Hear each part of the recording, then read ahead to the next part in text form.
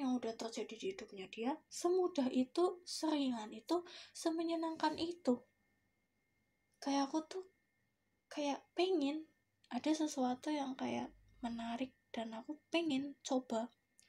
Dan selama ini konten YouTubeku kan gagal, kayak aku pengen ngomong apa terlalu skrip gitu loh. Ketika aku memutuskan untuk tidak pakai skrip sama sekali, kehabisan kata-kata, justru nggak bisa ngomong. Kayak bener-bener buntu. Nggak sampai 5 menit tuh otakku udah nge-freeze gitu loh. Udah stuck. Sedangkan ini nggak tahu ya, kebanyakan dengerin Andri atau kebanyakan dengerin orang-orang di YouTube yang biasa aku tonton, atau karena emang aku yang udah berubah, nggak tahu kenapa jadi cerewet banget, nggak bisa berhenti. Udah berapa jam nih, hampir 6 jam aku ngomong nonstop dan suara aku nggak hilang. Dan tadi aja aku habis nyanyi dan pembahasanku nggak hilang, ada lagi yang pengen dibahas, kayak wow, hidup menyenangkan men. Tapi hidup nggak semenyenangkan itu sih, tapi kadang ada titik dimana kita bisa ngerasain hidup tuh menyenangkan, iya nggak sih? Dan ketika ngerasain hidup itu menyenangkan, pengen cerita terus gitu loh. Padahal ntar kalau didengerin juga kayak sepertinya ini tidak layak, sepertinya ini harus di-cut, sepertinya ini tidak layak, kayak gitu. Apalagi tadi ada yang sampai 1 jam, waktu cerpen yang apa itu lupa, pokoknya ada cerpen yang sampai 1 jam. Ini aja udah hampir 30 menit dan gak tahu ntar edit, render, sama uploadnya gimana. Soalnya edit cuma pakai HP, durasi segitu entah kuat atau enggak HP ku. Upload lagi biasa 10 menit aja bisa sampai berapa jam. Gak tahu ini bakal gimana, bakal dibikin part 1, 2, 3 atau bakal di-cut semua sampai sisa 10 menit atau gimana, gak tahu nih. Yang jelas ternyata cerita asik ya, pantesan orang-orang tuh betah bikin podcast dan mereka tuh betah ngomong sendirian karena asik cuy. Padahal gak ngerti juga ya yang diomongin apa, faedahnya apa, arahnya kemana, asik aja gitu. Oke, ini cerita udah gak tau nyampe mana ya. Udah kemana-mana, udah stuck di sini. Dan ini udah malam juga, 11.22, ya ampun. Padahal tuh niatnya mau berhenti sebelum jam 9 karena takut kan berisik. Karena kan aku di kos, tidak tinggal sendirian, tetangga-tetangga kan banyak, takutnya berisik. Jadi aku mau lanjut nonton YouTube dan rekaman bakal dilanjutin besok sih kayaknya.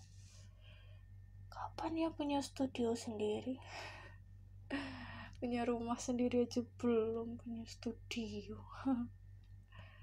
Lucu, tapi apa salahnya berharap dan bertanya kan?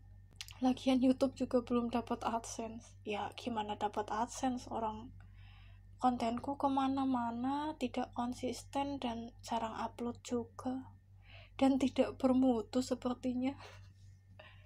Entahlah, karena YouTube itu sebenarnya cuma kayak ini loh, kayak orang kalau nyimpan memori di HP, laptop, atau di CD atau flash disk, hard disk gitu kan terbatas. Kalau YouTube kan sepertinya tidak terbatas. Jadi aku menyimpan memoriku di YouTube, tapi kebanyakan di private karena pribadi banget. Jadi cuma ditonton ketika aku pengen nonton. Jadi yang gak di private itu ya sebenarnya diary dalam bentuk video juga, termasuk semua yang aku ucapkan sekarang. Intinya semua tentang memori, tentang kenang-kenangan, tentang hal-hal yang udah aku lalui. Suka banget aku sharing tentang kayak gituan. Sampai di IG pun aku bikin akun apa itu, sharing pengalaman. Tadinya itu cerita tentang pelajaran yang aku dapat selama kehidupan, terus hal-hal berat yang aku alami selama hidup.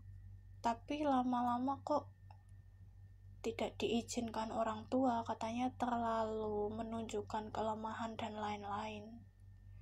Akhirnya aku sempat berhenti dan sekarang cuma nulis beberapa kata di situ. Tapi gimana ya, sebenarnya tuh ada keinginan untuk sharing-sharing, tapi tuh aku sendiri masih belum bisa mengungkapkan dengan positif dan belum bisa menyaring mana sih yang layak dibagi, mana yang tidak. Soalnya menurutku kelemahan dan kenegatifan pun bisa dijadiin pelajaran, tapi orang tuaku nggak setuju.